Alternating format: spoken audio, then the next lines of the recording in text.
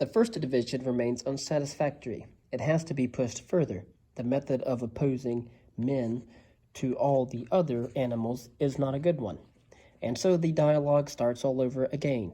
A whole series of distinctions is established between wild animals and tame ones, those which live in water and those which live on land, those with horns and those without, between cleft and plain-hoofed animals, between those capable and incapable of mutual reproduction. And the dialogue wanders astray with these never-ending subdivisions. So what do the initial development of the dialogue and its subsequent failure show? That the division method can prove nothing at all when it isn't managed correctly. It also shows that the idea of analyzing political power as the relationship between a shepherd and his animals was probably a rather controversial one at the time.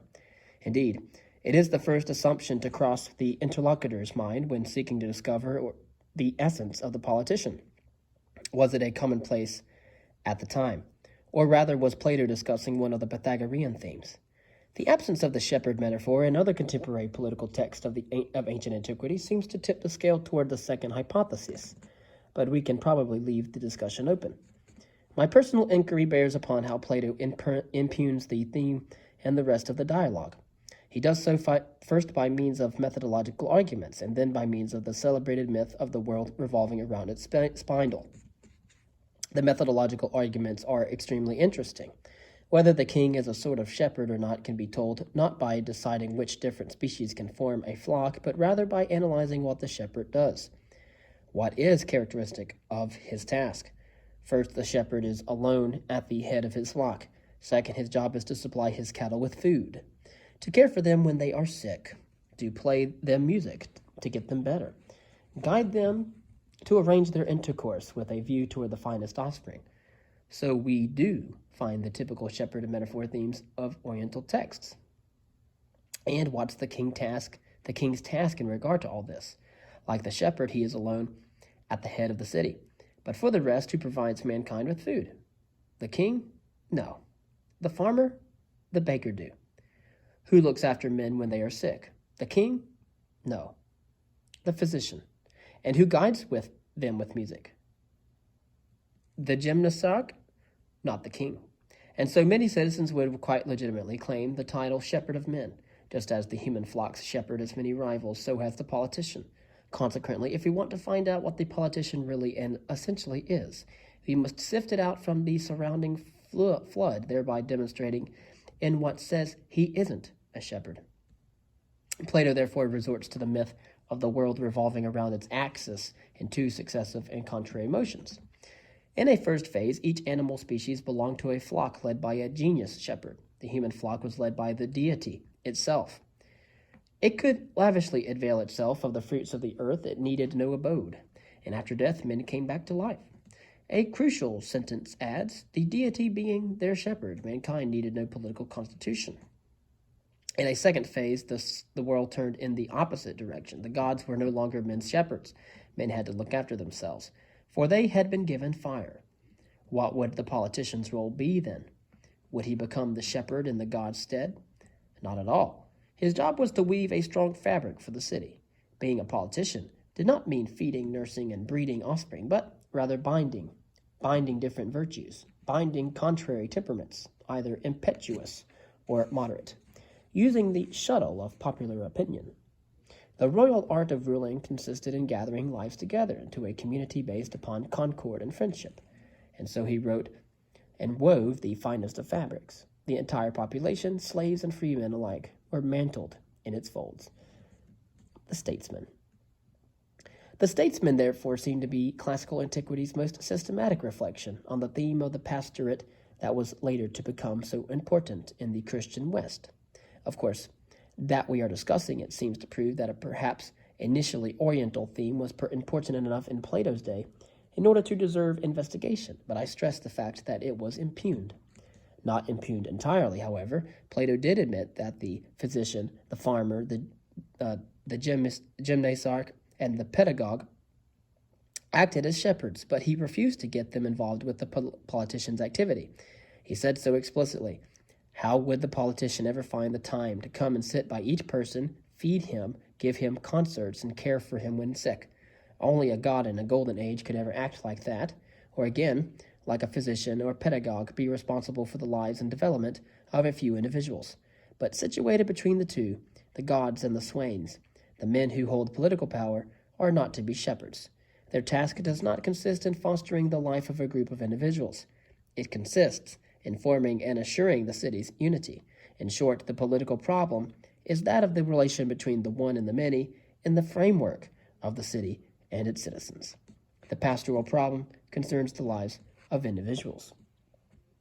This all seems very remote. Perhaps the reason for my insisting on these ancient texts is that they show us how early this problem, or rather this series of problems, arose. They span the entirety of Western history. They are still quite important for contemporary society. They deal with the relations between political power at work within the state as a legal framework of unity, and a power we call pastoral, whose role is to constantly ensure, sustain, and improve the lives of each and every one. The well-known welfare state problem does not only bring the needs or the new governmental techniques of today's world to light, it must be recognized for what it is, one of the extremely numerous reappearances of the strictly tricky adjustment between political power wielding over legal subjects and pastoral power wielding over individual lives. Obviously, I have no intention whatsoever of recounting the evolution of pastoral power throughout Christianity. The immense problems this would raise can easily be imagined, from doctrinal problems such as Christ's denomination as the Good Shepherd, right up to institutional ones such as parochial organization or the way pastoral responsibilities were shared between priests and bishops.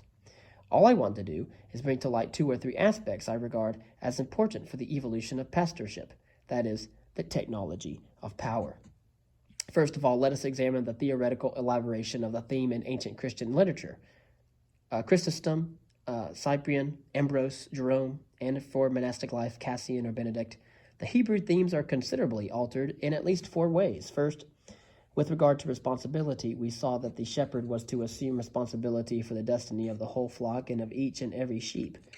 In the Christian conception, the shepherd must render an account not only for each sheep, but also for their actions, all the good or evil they are liable to do, all that happened to them. Moreover, between each sheep and its shepherd, Christianity conceived a complex exchange and circulation of sins and merits. The sheep's sin is also imputable to the shepherd. He'll have to render an account of it at the final judgment. Conversely, by helping his flock to find salvation, the shepherd will also find his own. But by saving his sheep, he lays himself open to getting lost. So if he wants to save himself, he must run the risk of losing himself for others. If he does get lost, it is the flock that will incur the greatest danger. But let's leave all these paradoxes aside. My aim was just to underline the force and complexity of the moral ties binding the shepherd to each member of his flock. And what I especially wanted to underline was that such ties not only concerned individuals' lives, but the details of their actions as well. The second important alteration concerns the problem of obedience. If in the Hebrew conception, God being a shepherd, the flock following him complies to his will, to his law. Christianity, on the other hand, conceived the shepherd-sheep relationship as one of individual and complete dependence. This is undoubtedly one of the points at which Christian pastorship radically diverged from Greek thought. If a Greek had to obey, he did so because it was the law or the will of the city. If he did happen to follow the will of someone in particular, a physician, an orator, a pedagogue, etc., then that person had rationally persuaded him to do so, and it had to be for a strictly determined aim, to be cured, to acquire a skill, to make the best choice. In Christianity, however, the tie with the shepherd is an individual one. It is personal submission to him. His will is done, not because it is consistent with the law, and not just as far as it is consistent with it, but principally because it is his will.